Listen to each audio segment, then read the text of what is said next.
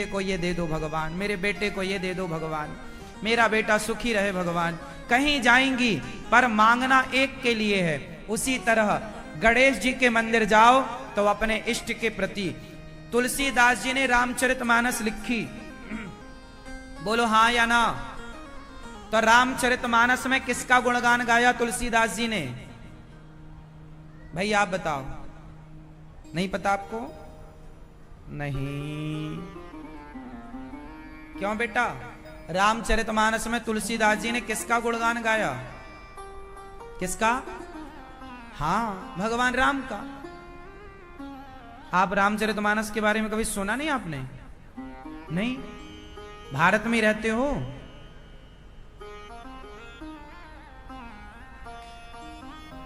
रामचरितमानस में किसके बारे में गाया तुलसीदास जी ने?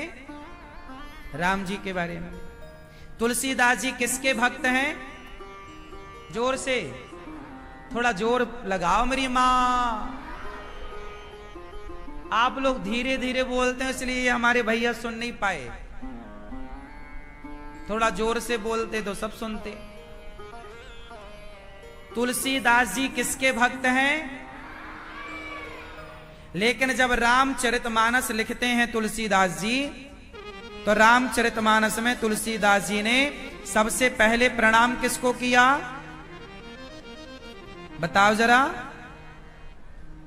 सबसे पहला प्रणाम वर्णानाम अर्थ संघानाम रसानाम छंदसामपि मंगलानाम च कर्तारौ वंदे वाणी विनायकौ। गणेश जी की वंदना करी। अब जब तुलसीदास जी राम के भक्त हैं तो गणेश जी की वंदना क्यों करते हैं? गणेश जी की वंदना करके वो मांग क्या रहे? अरे गणेश जी की पूजा करना बुरा नहीं है, पर गणेश जी से तुलसीदास जी ने कहा, हे गणेश जी मेरी वाणी में ऐसी शक्ति भर दो कि मेरी वाणी, हे गणेश जी, मेरे राम का ही गुणगान गाती रहे। हे गणेश जी ऐसे कृपा करो। गणेश से जी से मांगा क्या तुलसीदास जी ने? राम जी की भक्ति। ये होता है इष्ट के प्रति समर्पण। फिर देखो, भवानी शंकरौ वंदे। तुलसीदास जी ने सबसे पहले गणेश जी की वंदना करी, फिर शंकर जी की वंदना करी। अब जब तुलसीदास जी राम के भक्त हैं, तुलसीदास जी के इष्ट राम हैं, तो वो शंकर जी की वंदना क्यों कर रहे हैं? हाँ, क्योंकि शंकर जी राम के बहुत बड़े भक्त हैं। बिना शिव की कृपा से, बिना शिव की कृपा से राम की कृपा नहीं हो सकती। इसलिए राम की कृपा को पाने के लिए पहले शिव की कृपा पानी आवश्यक है। तो तुलसीदास जी ने भवानी शंकरौ वंदे श्रद्धा विश्वास रूपिणौ। हे भगवान शिव, माता पार्वती के सहित मैं आपके चरणों में नमस्कार करता हूं। हे प्रभु, आप ऐसी कृपा करो कि जैसे आपके बारे में कहा गया, सदा वसंतम हृदयारविंदे। शंकर जी के हृदय में सदा किसका वास है? सीताराम। तो तुलसीदास जी ने कहा कि जैसे आपके हृदय में सीताराम बसते हैं, ऐसे आप कृपा करो कि आपकी कृपा से मेरे हृदय में भी मेरे सीताराम बसने लग जाएं। देखो तुलसीदास जी ने शंकर जी से क्या चाहा। अब आप लोग समझ नहीं पाते ना, आप समझ नहीं पाते तो आप लोग क्या बोलते हैं? मैं तो राम का भगत हूं, मैं शिव जी के मंदिर क्यों जाऊं? मैं तो शिव जी का भगत हूं, राम के मंदिर क्यों जाऊं? अरे भैया, शिव के भगत हो ना तो राम के मंदिर जाकर कहो, हे राम जी हमें शिव जी के चरणों गुणग्राम पुण्यारण्य विहारिणौ वंदे विशुद्ध विज्ञानौ कवीश्वर कपीश्वरौ। तुलसीदास जी हनुमान जी की वंदना करते हैं, हनुमान जी से भी मांगते हैं कि जैसे आप राम के भक्त हैं, ऐसे कृपा करो तो मेरे अंदर भी कुछ राम की भक्ति का बीज अंकुरित हो। हे हनुमान जी, ऐसे। तो बात समझ में आ गई? भगवान कितने हैं? इष्ट कितने हैं? इष्ट एक। आप कोई राम को अपना इष्ट मानता है तो कोई कृष्ण को। और सुनो, जो राम को इष्ट मानता है तो जो राम को अपना इष्ट मानता है तो राम से कृष्ण अलग नहीं है, और जो कृष्ण को इष्ट मानता है तो कृष्ण से राम अलग नहीं है, और जो राम कृष्ण को इष्ट मानता है उनसे विष्णु और नारायण अलग नहीं है, जो राम को इष्ट मानता है उनसे नरसिंह भगवान अलग नहीं है, जो नरसिंह को इष्ट मानता है उनसे राम और कृष्ण अलग नहीं है, और जो शंकर जी को इष्ट मानता है, आप भगवान विष्णु को राम कृष्ण को इष्ट मानते हैं, तो शंकर जी के मंदिर जाके कहो कि हे भोलेनाथ, हमें हमारे इष्ट के चरणों में प्रेम दीजिए। आप शिव जी को अपना इष्ट मानते हो तो राम कृष्ण के मंदिर जाके शिव जी का प्रेम मांगिए। आप दुर्गा को अपना इष्ट मानते हो तो आप भगवान के मंदिर जाके मां भगवती का प्रेम मांगिए। आप गणेश जी को इष्ट मानते हो तो आप मंदिरों में जाके अपने इष्ट का प्रेम मांगिए। आप सूर्य भगवान को अपना इष्ट मानते हो, आप 5 लोगों को ही अपना इष्ट मान सकते हो, छठवें को नहीं। कितने लोगों को आप अपना इष्ट मान सकते हो? उत्तर दो। 5। 5 ही हमारे इष्ट हो। 5 में भी 5 में 1। 5 लोग खड़े हैं और आपको विवाह करना है तो 5 में से 1 से ही ना विवाह करोगे, 5 से तो नहीं होगा। तो आप 5 की उपासना कर सकते हैं। 5 में कौन कौन, जरा गिन लो, आप काम आएगा। पहले भगवान विष्णु, जिन्हें आप चाहे नारायण कहो, राम कहो, कृष्ण कहो, चाहे जगन्नाथ जी कहो, द्वारिकाधीश जी कहो, बद्रीनाथ जी कहो। तो पहले भगवान श्रीमन नारायण विष्णु। दूसरा, अभी पूछूंगा मैं आप सबसे, आप चाहे सुनो मत सुनो, पूछेंगे तो बताना। पहले हमारे भगवान श्रीमन नारायण, दूसरे भगवान शिव। या तो आप भगवान नारायण को अपना इष्ट मान लें या तो भगवान शिव को। शिव को बोला तो हनुमान जी भी आ गए, शिव का ही अवतार हनुमान जी। शिव मतलब 12 ज्योतिर्लिंग, शिव शंकर। तीसरा सूर्य भगवान, चौथे गणेश जी, और 5वीं दुर्गा मैया। दुर्गा कह दिया तो जितनी शक्ति पीठें हैं, जितनी, चाहे दुर्गा में चाहे काली माँ हो, शारदा माँ हो, कामाख्या माँ हो, ज्वाला माँ हो, केला माँ हो, जितनी भारत की देवियां हैं, जो आपके इष्ट देवियां हैं, सब कुछ इस 5 में आ गई। तो ये 5 में ही आपके इष्ट होने चाहिए, छठवा कोई इष्ट नहीं हो सकता। ग्राम देवता अलग होते हैं, ग्राम देवता अलग होते हैं, स्थान देवता अलग होते हैं, इष्ट अलग होते हैं, देवता अलग होते हैं, भगवान अलग होते हैं। ये सब जानकारी ना होने के कारण आप सनातनी लोग बड़े कंफ्यूज होते हैं। आपको लगता है हिंदू धर्म में इतने सारे भगवान हैं, इतने सारे भगवान नहीं है, भगवान एक है। जैसे हाथ एक है लेकिन एक हाथ में उंगलियां 5 हैं, उसी तरह ईश्वर एक है, उस एक परमात्मा के 5 स्वरूप हैं, जिसे पंचदेव कहते हैं, जो मैंने अभी नाम बताए। इन 5 में किसी एक को, जिनसे आपका प्रेम हो, आप उन्हें अपना इष्ट कह सकते हैं। इष्ट कौन देता है? अच्छा, यहां एक बात और बता दूं, इष्ट अपने मन से नहीं बनाया जाता। आप सोचो कि मैं राम को अपना इष्ट मान लूं, मैं शंकर जी को अपना इष्ट मान लूं, मैं दुर्गा जी को अपना इष्ट मान, ना, मन से नहीं होता। फिर इष्ट कौन देता है? इष्ट जो होते हैं, देखो, एक तो होते हैं आपके कुल देवता। ये जो कुल देवता होते हैं ना, ये आपके बाप दादों से प्राप्त होते हैं कुल देवता, वो परंपरागत चलते हैं। फिर होती हैं कुल देवियां, वो कुल देवियां भी बाप दादों से चली आती हैं। जो बाप दादों की कुल देवियां हैं वही आपकी माननी पड़ेंगी, जो आपके बाप दादों के कुल देवता हैं वही आपके कहलाएंगे। तो कुल देवता कुल देवियां तो परंपरागत चलती हैं, पर इष्ट कैसे होते हैं? कौन देता है इष्ट? कुल देवता तो पिता देता है। माता पिता ने बताया कि बेटा तुम्हारे कुल देवता ये हैं, हमारे बाद तुम इनकी पूजा करना। तो आप लोगों के कुल देवताओं की पूजा कैसी होती है? साल में एक बार होती है ना। आप लोग देसी घी की पूड़ियां बनाते हैं, गुड़ और नारियल का प्रसाद चढ़ाते हैं और फिर वो प्रसाद वहां परिवार के लोग पाते हैं। ऐसे हमारे यहाँ की परंपरा है। आपके यहाँ की कुछ भिन्न हो सकती है। आपके यहाँ कुल देवताओं की पूजा होती है साल में एक बार कि 4 बार?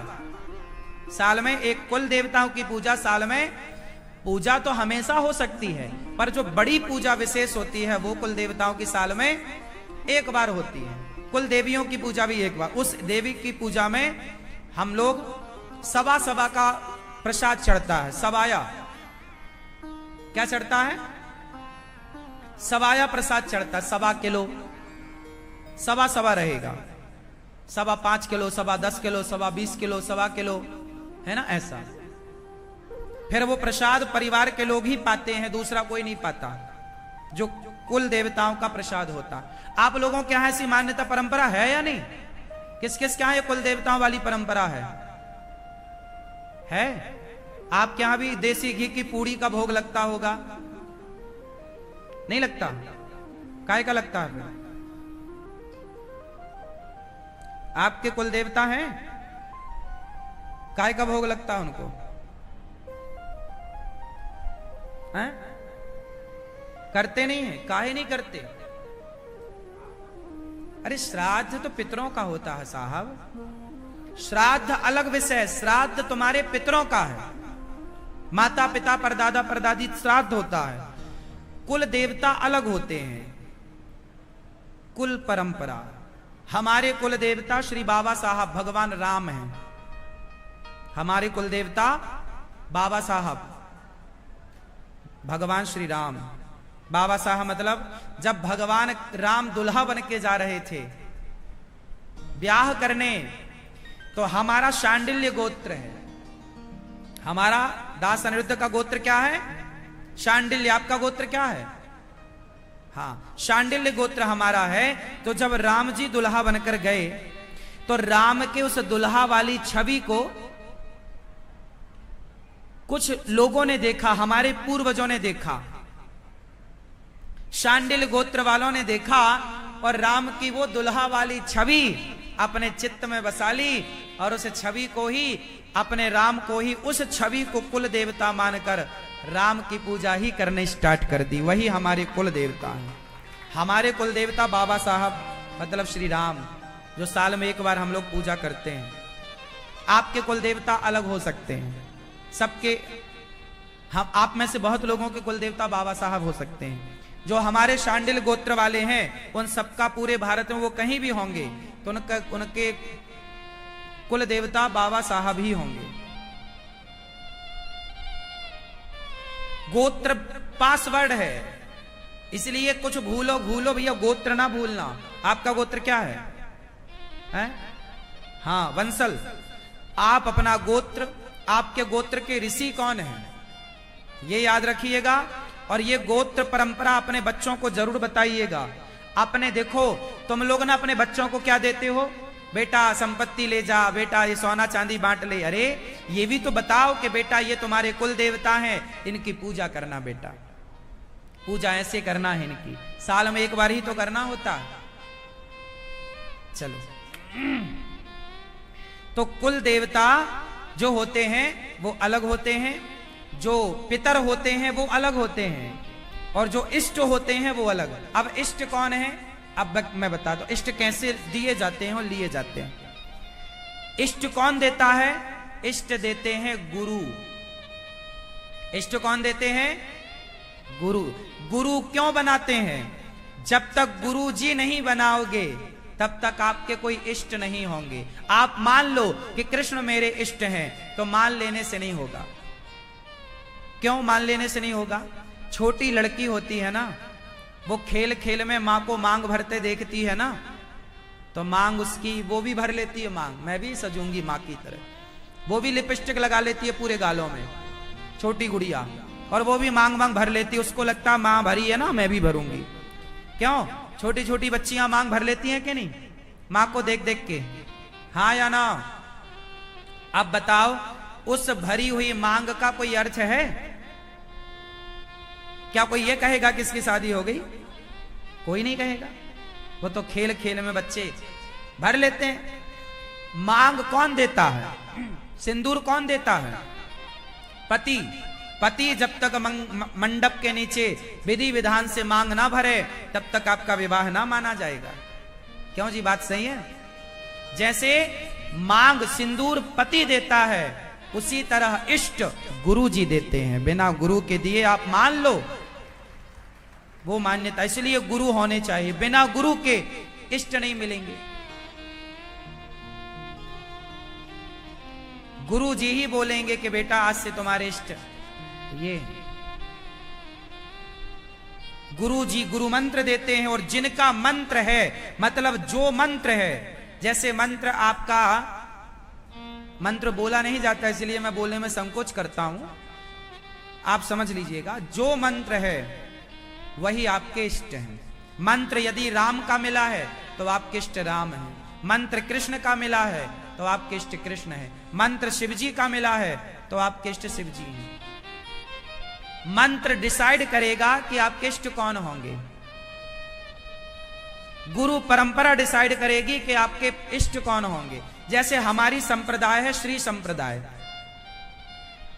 हमारी संप्रदाय जो मंत्र हम जपते हैं वही मंत्र माता लक्ष्मी जी जपती हैं। भगवान नारायण ने मंत्र दिया माता लक्ष्मी जी को, लक्ष्मी जी ने मंत्र दिया विश्वक्सेन जी को, विश्वक्सेन जी ने फिर परंपरागत यमुनाचार्य जी को, यमुनाचार्य जी के बाद फिर आके जाके भगवान श्री रामानुजाचार्य जी को, और रामानुजाचार्य जी के बाद ये परंपरा आगे चली।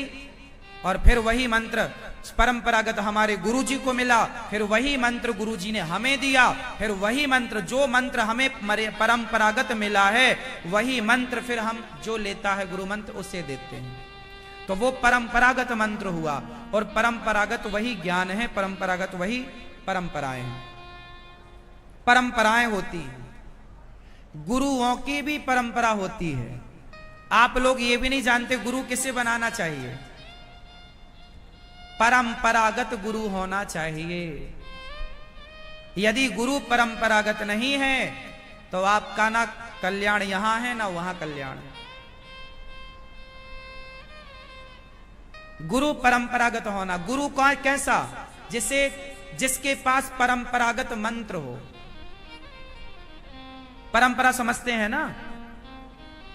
जैसे सुनार का परंपरागत काम है सोने का, लोहार का परंपरागत काम है लोहे का, कुम्हार का परंपरागत काम, मतलब परंपरा मतलब पीढ़ी दर पीढ़ी से चला आया काम परंपरा कहलाता है। उसी तरह मंत्र भी परंपरागत होगा तो वो मंत्र सिद्ध होगा। आप लोग क्या करते हैं, बाजार का कोई भी मंत्र जपने लग जा। कोई भी मंत्र सुना आपने जपने लग गए। कोई भी मंत्र नहीं जपा जाता। मंत्र गुरु मुख होना चाहिए। जब तक मंत्र गुरु मुख नहीं होगा तब तक उसका प्रभाव नहीं होगा। बात समझ में आई? भाई काखा गाघा तो बाजार में पहाड़ा मिलता है, उठा के पढ़ लो। फिर बच्चों को स्कूल क्यों भेजते हो? भाई प्रिंसिपल मास्टर का बेटा भी, वो तो मास्टर है ना, सब बच्चों को पढ़ाता है, तो अपने बेटे को स्कूल क्यों भेजता? घर पे ही ना पढ़ा लिखा ले। क्यों भेजने की? बिना स्कूल के वो ज्ञान नहीं होगा जो चाहते हैं आप। हाँ या ना? बस यही है परंपरा। परंपरा हमारी परंपरा है रामानुजाचार्य परंपरा। ऐसी रामानंदाचार्य परंपरा, निम्बार्क परंपरा, मध्वाचार्य परंपरा, ऐसे 4 वैष्णव होते हैं। शैव्य परंपरा, आद्य शंकराचार्य जी की परंपरा, 4 वैष्णव होते हैं। 4 मुख्य परंपराएं हैं। फिर 4 की शाखाएं अलग हैं। शैव्य संप्रदाय अलग है। तो ये परंपराओं का ज्ञान यदि आप लोगों को है तो बहुत अच्छी बात है। भारत में रहते हो, इन परंपराओं के बारे में जानो। हमारे आचार्य हैं श्री रामानुजाचार्य जी। ये सामने आप चित्र देख रहे हैं, श्री रामानुजाचार्य जी। इनका शरीर 1000 साल पहले पूरा हो चुका है, लेकिन आश्चर्य मानेंगे कि इनका शरीर आज भी दक्षिण भारत में गोदावरी नदी के तट पर, आपने नाम सुना होगा श्रीरंगम, श्रीरंगम भगवान वो विराजे हैं, वो वहां पर, वो वहां पर श्री रंगनाथ भगवान है, वो मंदिर, वो वहां दर्शन कर सकते हैं आप, वो रंगनाथ जी हैं। टीवी पे आप देखिएगा। अब ये देखो, ये जो रंगनाथ भगवान है, ये रंगनाथ भगवान है। तो श्री रंगम में रंगनाथ भगवान के मंदिर में आज भी रामानुजाचार्य जी का जो 1000 साल पुराना शरीर है। अब आप मुझे बताओ कि क्या किसी का शरीर 100-200 दिन तक रह सकता है? पर आश्चर्य मानो आप, 1000 साल पहले शरीर पूरा हुआ, आज भी उनका शरीर जस का तस रखा है, और आप और हम लोग जाके दर्शन कर सकते हैं, सबके लिए सुलभ है रामानुजाचार्य जी का शरीर। ये आचार्य, यही तो शक्ति है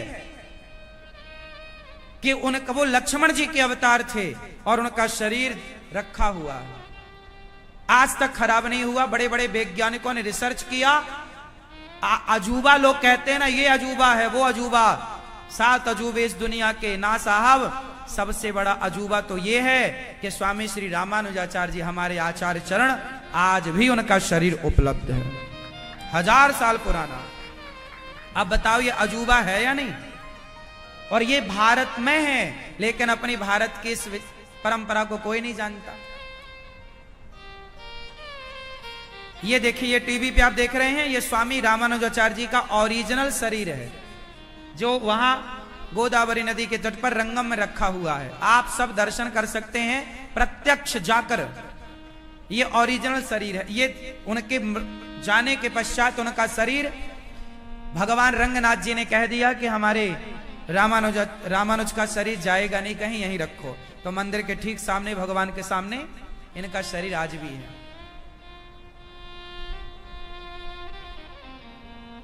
तो इष्ट जो हैं ये परंपरागत प्राप्त होते हैं। गुरु मंत्र क्यों लिया जाता है? क्योंकि बिना गुरु मंत्र के आपके इष्ट कौन होंगे? कौन आपके इष्ट होंगे? किसे मानोगे? मनमाना नहीं चलता। आप चला रहे हो तो कोई रोकने भी नहीं आ रहा है, क्यों रोकेगा कोई? हमें क्या करना है या किसी और को भी क्या करना? आजकल तो लोग खुद से ही बड़े होशियार हैं, उन्हें किसी गुरु की जरूरत नहीं। आजकल लोग खुद गुरु हैं, आजकल लोग खुद गुरु हैं, उन्हें किसी गुरु की जरूरत नहीं। जबकि रामचरितमानस में लिखा है, भव गुरु के बिना, गुरु बिन भव निधि तरे न कोई। भगवान राम के भी गुरु थे। कौन थे राम जी के गुरु? आप बताओ। राम जी के गुरु, बेटा ये आपकी भारतीय शिक्षा प्रणाली है, थोड़ा सा जानो राम के बारे में। नहीं जानना? राम जी के गुरु बताओ। नहीं? राम जी के पिता का नाम बताओ आप, मां का नाम, हाँ? और पत्नी का नाम राम जी की, और पुत्र का नाम? कहां के थे राम जी? चलो कुछ तो आप जानते हैं, बड़ी कृपा है।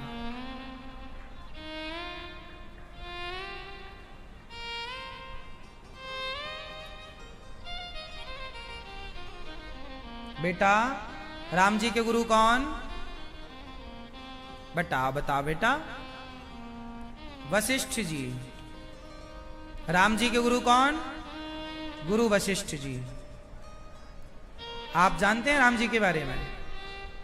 राम जी की कितनी माताएं थीं भैया? राम जी की मां कितनी है बताओ? हाँ? 3। तीनों के नाम बता दो।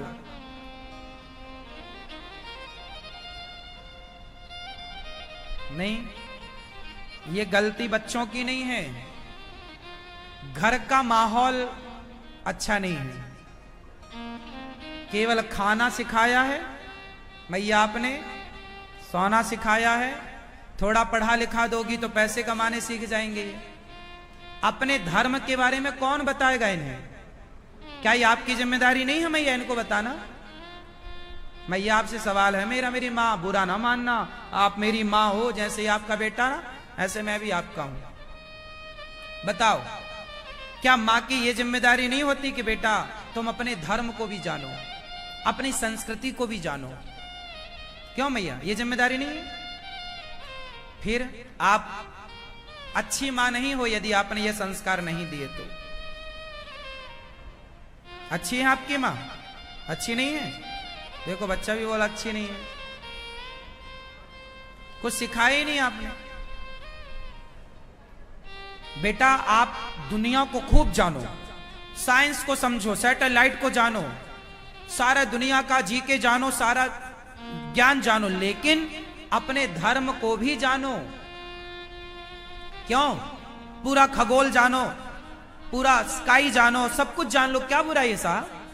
हम अंतरिक्ष जाने, हम आकाश जाने, हम तारे जाने, गैलेक्सी जाने, सब जानो ना, सारे वैज्ञानिकों को जाने, सारे सब विषय जानो, लेकिन सब जानने के साथ अपने धर्म को भी जानो कि हम कौन हैं, हमारा अस्तित्व कहां से है, हमारे राम कौन है, राम को भगवान क्यों कहा जाता है। जान लो बेटा, आपके बहुत भले की बात कह रहा हूं, काम आएगा।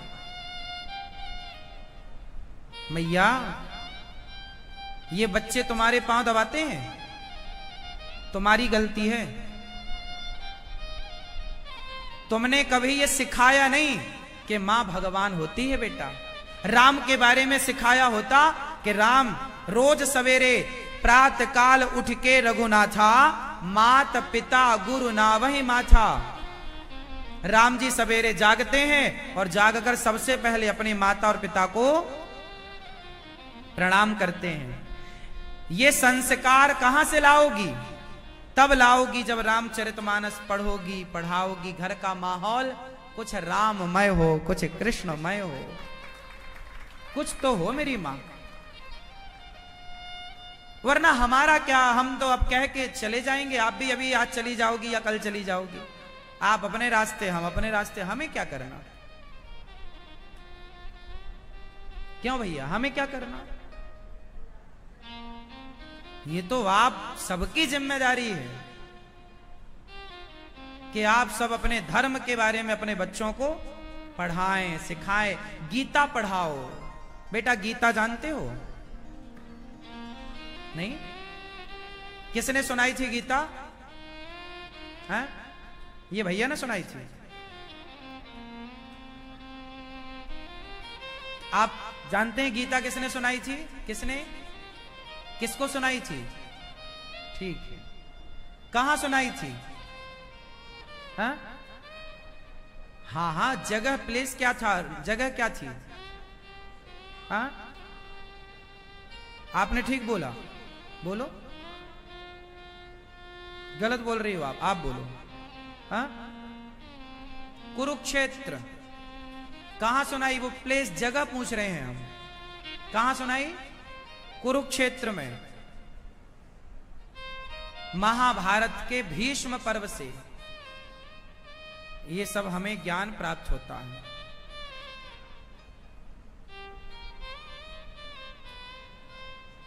महाभारत एक बहुत बड़ा दिव्य ग्रंथ है, जिस महाभारत का एक हिस्सा भगवद गीता है। महाभारत से ही 700 श्लोक निकाले गए जो भगवान ने अर्जुन को कहा, वो गीता है। अब गीता में जो लिखा है वो बातें यदि ये बच्चों को समझ में जरा आ जाए तो इन बच्चों का भविष्य और बेहतर हो जाएगा। तरक्की तो करेंगे पर संस्कार को लेकर करें। मेरी मां, मेरा दर्द क्या है वो आप जरा समझो। मेरा दर्द ये है कि आजकल की पीढ़ी जो है वो, आप डॉक्टर बनिए, एडवोकेट, इंजीनियर बनिए, पायलट बनिए, परंतु वो सब कुछ बनने के पहले एक अच्छा इंसान बनिए। यदि एक डॉक्टर अच्छा इंसान, एक अच्छा डॉक्टर होने के पहले यदि वो एक अच्छा इंसान है एक इंजीनियर होने के पहले वो एक पहले अच्छा इंसान है, एक एडवोकेट होने के पहले एक वो अच्छा इंसान। यदि एक अच्छा इंसान जो सत्यनिष्ठ है, धर्म को जानता है, अब बताओ